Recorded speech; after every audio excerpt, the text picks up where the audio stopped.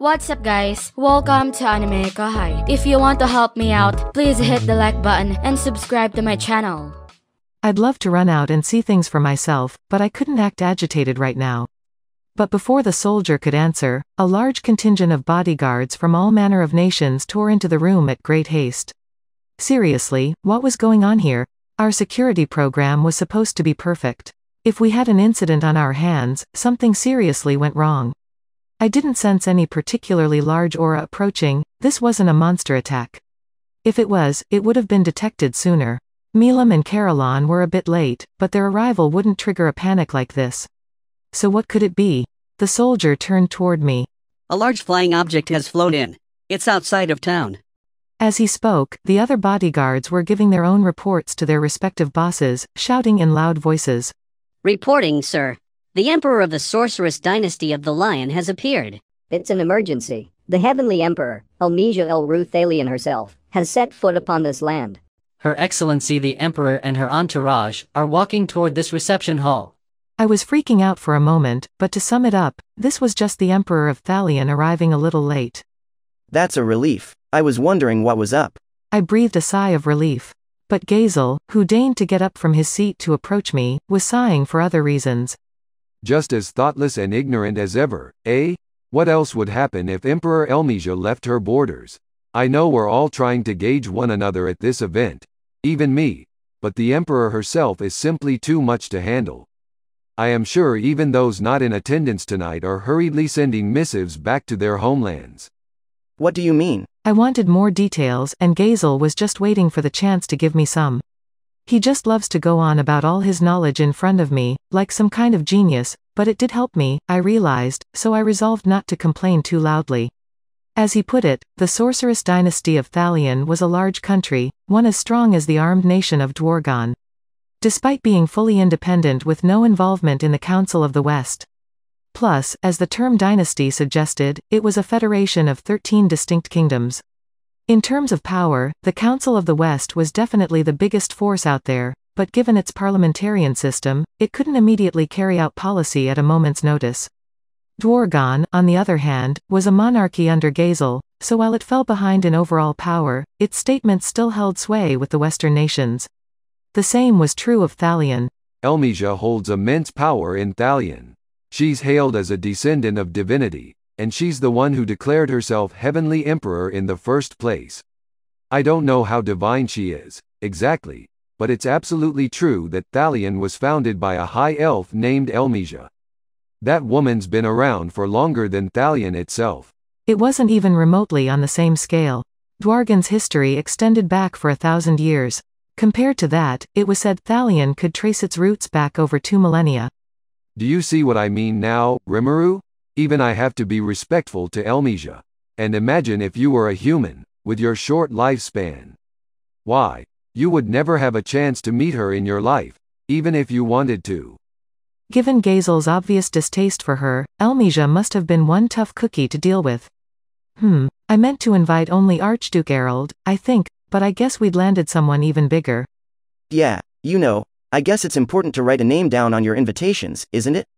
I don't think that's the problem. A peeved-looking Gazel replied. But she was here, and I had nothing to counter him with. We'd just have to give her the best service we possibly could. As we spoke, a commotion erupted near the entrance. Looks like she's arrived. Stay on your guard, Rimuru. Think of her as the slyest old fox you'll ever see. If that's how Gazel put it, I suppose I'd have to resign myself to some serious competition. I gave him a powerful nod, showing him I was ready to accept this. The hall was in a furor. As I suppose it would be. Here, after all, was an emperor of a vastly powerful nation, one who apparently hadn't even made a public appearance in decades. Most everyone in the room would normally never get a chance to see her their whole lives. Elmesia El-Ruthalian, the leader who declared herself Heavenly Emperor, solemnly strode inside. Everyone there no doubt thought of her as the personification of beauty. They all watched her silently, captured by her presence. Even me, I think, especially since, externally, she looked like such a beautiful young girl. Her skin was like fresh snowfall, her hair a shiny silver. Her ears were long and pointed at the ends, her penetrating eyes the color of jade. She was female, judging by what Gazel said, no denying that. Are high elves purebred from the fairy races, then? If not, then they must be closely related. Fairies came in all sorts of types, I suppose, but some were descended from the high-ranking spirit classes, and maybe this Elmesia was an example of that, a menace from ancient times. No wonder Gazel was wary of her. And we had to watch out for her entourage as well. Each guard practically oozed power. They were dressed in ceremonial gear, but even that stuff was all magically charged. All legend class, I'm sure. It was strength on the level of Hinata's sword, Moonlight, and it was coming from their clothing. They had to be at least as strong as Arnaud and the Paladins, or maybe, judging by the quality of their gear, the Emperor's guard was even better. It's a big world out there, I thought. Then, waving a hand to keep the guard at bay, the Emperor stood before me. I have accepted your kind invitation, she said in her clear voice. It gladdened me. That voice was enough to make all the invitees here melt, it looked like. One might confuse it with a charming magic, but it wasn't. Her voice really was just that mesmerizing. It's an honor to meet you as well, I said, returning the favor before her. Then Elmesia's jade-colored eyes looked at me. Warning. Spiritual interference detected. Blocked. This was likely not an attack but a natural side effect of heroic aura. Oh man. This lady's heroic aura on a level that even beat Gazel's. That means she was at least as powerful as him and quite likely even more so. Demon Lord level, perhaps? It seemed like a keen idea not to get on her wrong side. This was a peaceful invitation, and I wanted to appeal to her with everything I had so we could build a friendly relationship. Now, we have some food prepared for all of us, so I hope you will enjoy the remainder of the evening. Yes, I am most pleased to see so much careful attention paid to these proceedings. I do look forward to the festivities beginning tomorrow, and I hope they prove to be eminently enjoyable. Also, Elmesia had a calm, composed smile on her face as she spoke. Then she brought her face closer to mine. Doesn't have to be today, she whispered so only I could hear. But I want you to make some time for me, you know. There's something I want to discuss frankly, in a more relaxed environment. It was a markedly more casual way of speaking, Elmesia's true colors showing, I imagined. As someone still getting used to playing the role of a stern, dignified demon lord, it made me feel an affinity for her. All right, I replied. I'll let you know when I work out a time. She nodded, smiling, then returned to her ring of guards. She kept the smile up, as people clamored around for a chance at winning favor with her while she headed for the buffet table. By the way, I was surprised to see that Errol, the Archduke I did invite, was nowhere to be seen. But then I matched eyes with one of her guards. Whoa, it's him? He looked so imposing that I totally ignored him at first, but I guess he was here. We exchanged glances and nods, but I definitely wanted to give more formal hellos later. It was only a short exchange, but it still exhausted me. Fortunately, Elmesia was now distracting people's attention away from me, so I decided to kick back in the tatami mat section.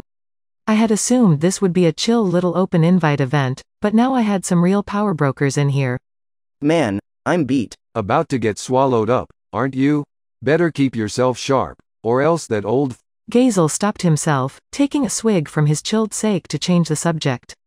I'm guessing the even chillier stare from Elmesia was the reason.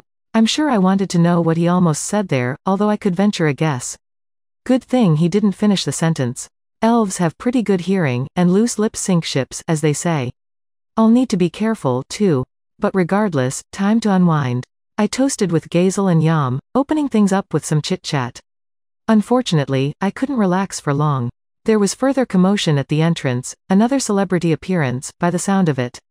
Looks like she's finally showed up. She sure has. I replied to Sheehan with a nod. I was worried she'd be too late before long. I prepared to give my goodbyes and stand back up.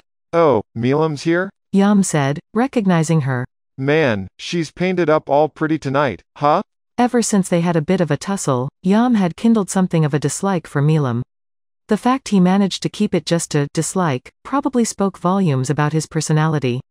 No way any normal person could speak of a demon lord as painted up like that, I don't think. I really had to hand it to him. I see. Bring in the demon lords, eh? Gazel's eyes were sharpened on Milam as well, but it took Yam to tell him who she was. But I'm sure a few other faces by the door were more familiar to him.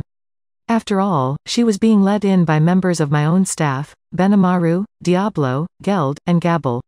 Now the Dwarf King looked nervous. And why not? This quartet was guiding 10 people inside, Milam included. She was taking the lead, with 2 attendants on either side, a bald man named Midre, the head priest of the Dragon Faithful and a fighter worthy enough to earn praise from Benimaru. The other robed attendant was more easygoing. That must have been Hermes, the guy Gabble had fought against. Behind this trio were two former demon lords, Caroline the Beastmaster and Frey the Sky Queen. Caroline looked just as majestic as always, and Frey was in a dress I could describe only as provocative, turning heads all across the hall. Both of them, to be sure, struck an almighty presence. Trailing Caroline were the three lycanthropiers. This was the first time I'd seen Phobio in a while. He looked a bit thinner than before, but I was glad he was well. Frey, meanwhile, was attended to by a pair of beautiful identical twins, their blonde and silver hair suiting them well. I had heard of them, they were the Twin Wings, her closest servants. I hadn't realized they were actual twins, but I was sure they were two powerhouses in a fight. In this group, we had a set of massively powerful rulers, all declaring Milam to be their new queen. Nobody could hide their nerves around them, and I could see why. Yep. I told Gazel as I stood up to greet them. I'm gonna go say hello. The moment Milam saw me, she burst into a broad smile. The day's finally here. She shouted. Can't wait to see the kind of food that'll make Midre moan with excitement. Not a problem. I replied, voice low. But isn't anyone angry with you? Milam had spent much of the lead up to this festival poking around my dungeon and generally avoiding Frey as much as possible. That's it for this video, guys. Thank you for always watching my videos and supporting my channel. Shout out to Rahul Subramanian, 11th YT, Abhishek Dungdung, Kurt Iligan, Janmar Dimalalawan, Fahim Jahangir, Chadvo Ta, Mukul Supercell, Swarup Sagar, and last but not least, shout out to James Yap. I'll see you guys in the next video.